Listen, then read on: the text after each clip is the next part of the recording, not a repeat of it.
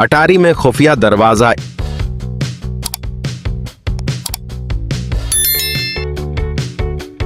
एक बरसाती शाम अहसान अपने दादा के पुराने घर की तलाश कर रहा था जब उसे अटारी में एक अजीब लकड़ी का दरवाजा मिला जो एक पुरानी किताबों की अलमारी के पीछे छुपा हुआ था।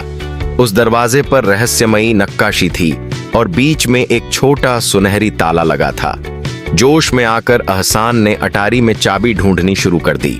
घंटों की तलाश के बाद उसे एक पुरानी लकड़ी की संदूक में एक झंग लगी सुनहरी चाबी मिली। उसकी उंगलियां उत्तेजना से कांपने लगीं जब उसने चाबी को ताले में डाला। क्लिक! दरवाजा चरमराते हुए खुल गया और अंदर एक घुमावदार सीढ़ी नजर आई जो नीचे अंधेरे में जा रही थी। अहसान कुछ पल रुका, फिर हिम्मत करके अंदर कदम रखा। जैसे जैसे वह नीचे उतरता गया उसने खुद को एक रहस्यमयी भूमिगत कमरे में पाया जहां चमकते हुए क्रिस्टल, प्राचीन स्क्रॉल और एक विशाल संदूक रखी थी। अहसान ने धीरे से संदूक खोली। अंदर एक चिट्ठी रखी थी, उसके दादा के हाथों से लिखी हुई। अहसान, अगर तुम यह पढ़ रहे हो तो इसका मतलब है कि तुमने हमारे खानदान का सबसे बड़ा राज खोज लिया है। यह कमरा सदियों पुरानी दौलत और इल्म से भरा हुआ है। इसे समझदारी से इस्तेमाल करना। अहसान की आंखें चमक उठीं। उसने रहस्य की एक नई दुनिया का दरवाजा खोल दिया था और उसकी असली यात्रा अब शुरू होने वाली थी। छुपी हुई विरासत कमरे का जायजा लेते हुए अहसान ने दीवारों पर अजीब निशान देखे।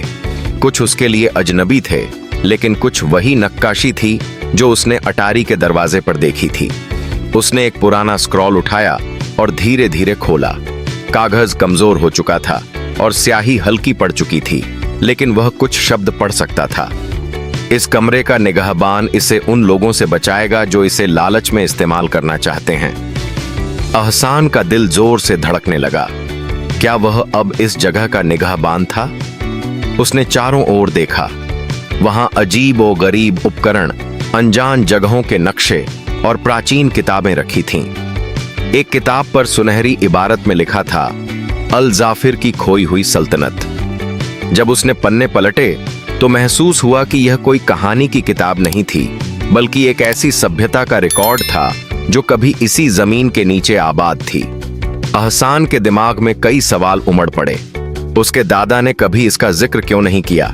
क्या वह सल्तनत वाकई हकीकत थी? अगर हां, तो क्या वहां के लोग अब भी जिंदा थे? अहसान की पहली आजमाइश जैसे ही उसने किताब को अलमारी में वापस रखा, उसने देखा कि कमरे के बीचों बीच एक छोटा चबूतरा था जिस पर एक चमकता हुआ हरा नग रखा था। उत्सुकता में उसने उसे छू लिया। जैसे ही उसकी उंगलियां नग से टकराईं, कमरे की दीवारें हिलने लगीं। रहस्यमयी निशान रोशन हो गए और एक गुप्त रास्ता कमरे के एक कोने में खुल गया। अहसान ने गहरी सांस ली और अंदर कदम रखा। रास्ता अंधेरा था, लेकिन जैसे ही वह बढ़ा, दीवारों पर लगी मशालें खुद ब खुद जल उठीं। हवा में धूल फैली हुई थी और पत्थर की जमीन ठंडी महसूस हो रही थी। रास्ते के आखिर में उसे एक विशाल दरवाजा मिला जिस पर एक पहेली लिखी थी, अगर रास्ता खोलना है तो मेरा जवाब दो।